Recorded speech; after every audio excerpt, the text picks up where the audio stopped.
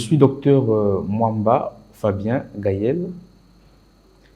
Je suis médecin spécialiste en anatomie-pathologie.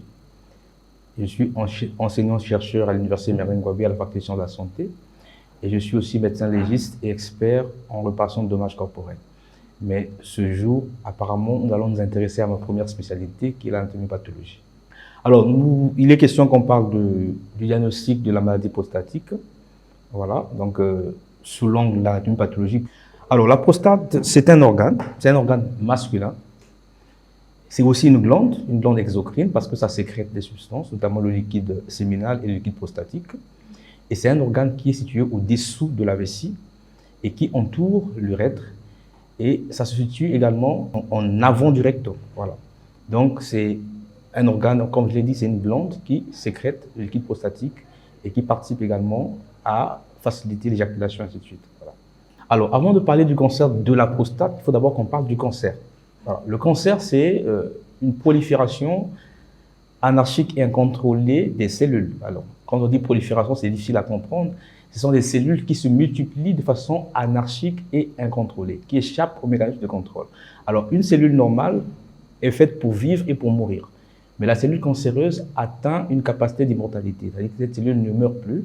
Et comme cette cellule va produire d'autres cellules par la mitose, et les enfants, donc les cellules qui vont être produites à partir de la cellule qui n'a pas la capacité de mourir, vont avoir aussi les mêmes caractéristiques. Et donc, on va assister à une prolifération, donc à des cellules très nombreuses et qui ne décèdent plus. Et donc, ça va former un clone. C'est ça qu'on appelle le cancer. Et l'élément important, c'est que ici, ça intéresse la prostate. Et ça va avoir la capacité de s'échapper de la prostate pour se retrouver dans d'autres organes, c'est ce qu'on appelle des métastases. Et également, ça peut revenir même après traitement. Ce sont les caractéristiques d'un cancer de la prostate. Voilà. Alors, les signes avant-coureurs sont des signes qui sont connus par les médecins, d'abord, tous les médecins, qu'il s'agisse des médecins généralistes ou même des spécialistes. Alors, il s'agit d'un regroupement des signes qu'on appelle sous le vocable prostatisme. C'est des signes qui sont en rapport avec une perturbation de la miction. Donc, le malade va présenter des troubles mictionnels qui vont de la dysurie, c'est-à-dire la difficulté à uriner, à l'impériorité mictionnelle, c'est-à-dire que quand il a envie d'uriner, il ne peut plus retenir ses urines. Ça peut également être la polacyurie, c'est-à-dire donc l'augmentation de la fréquence des mictions, mais surtout la nuit. Mais il y a également d'autres signes, et dans les cas extrêmes, on peut retrouver la présence de sang dans les urines, donc l'hématurie. Donc, c'est ça en réalité les signes. Et dans les cas extrêmes, c'est carrément le blocage du passage des urines, ce qu'on appelle la rétention vésicale complète. Alors ça, c'est tout le médecin qui connaît. À partir du moment où on a ces signes, ça peut déjà nous faire inquiéter. Et le médecin généraliste qui a reçu le malade en premier va orienter vers nos collègues urologues. Et ensuite, les urologues vont enclencher la démarche diagnostique. Voilà. Alors, avant que je parle du traitement, le traitement passe par un bon diagnostic. Et tout à l'heure, j'ai dit que je suis anatomopathologiste, donc j'ai fait le diagnostic de certitude. Mais avant le diagnostic de certitude, il y a d'abord le diagnostic d'orientation. Donc, il y a des éléments qui vont nous permettre de dire que cette personne a certainement une suspicion de cancer. Et ça passe par plusieurs étapes. J'ai dit tout à l'heure que c'est le médecin généraliste d'abord, qui envoie vers l'urologue. Et l'urologue va faire ce qu'on appelle le PSA, ensuite va faire l'échographie. Il va faire par la suite des biopsies. Les biopsies, ce sont des fragments de prostate qui vont être prélevés et qui vont être communiqués ou bien envoyés au laboratoire d'anatomie pathologie pour faire le diagnostic de certitude. Et voilà comment ces biopsies-là se présentent. Ça, c'est lorsque la lame a été traitée. Et là c'est lorsque nous avons un bloc sur lequel nous avons des fragments de prostate que nous avons conservés, qui vont rester pendant des années.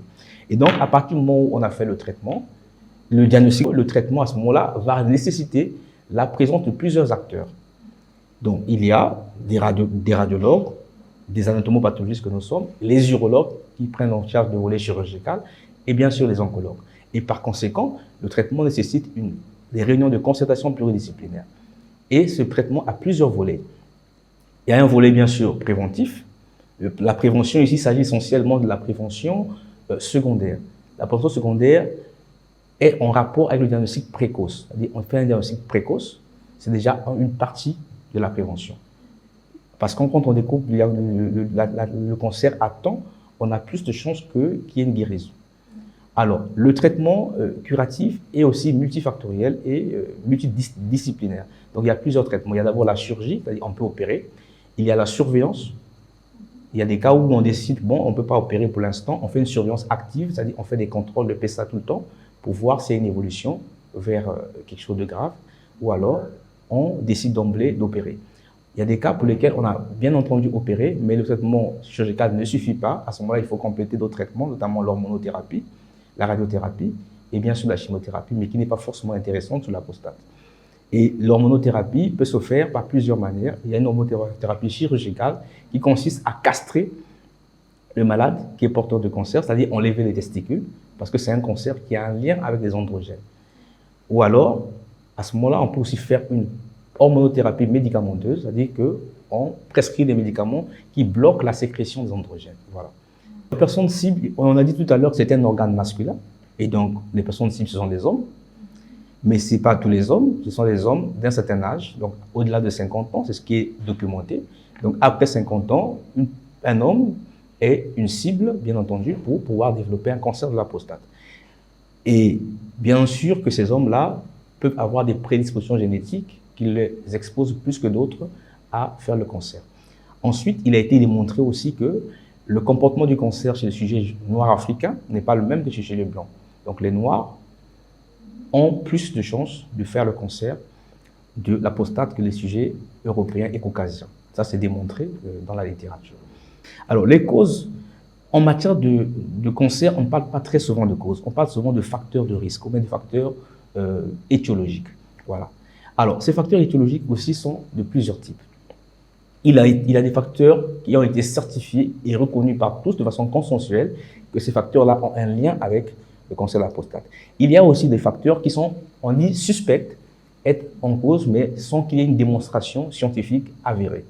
Alors, sur les facteurs qui sont connus comme certains d'être en cause dans le cancer de la prostate, le premier facteur, c'est l'âge. Comme je l'ai dit, l'âge au-delà de 50 ans, c'est un facteur de risque pour le cancer de la prostate. Le deuxième facteur, c'est la taille. On dit, dans certains documents, on a démontré que des personnes qui sont de grande taille ont un risque élevé de faire le cancer. Mais ce n'est pas autant la taille qui est en cause, mais c'est plutôt la rapidité de leur croissance. Parce qu'on suppose qu'au fur et à mesure que la personne grandit vite, certainement les cellules aussi se produisent aussi vite. Parce qu'ils sont plus en contact avec certains facteurs de croissance. Donc ça, c'est une autre cause. Alors, on incrimine aussi les antécédents familiaux de cancer de la prostate.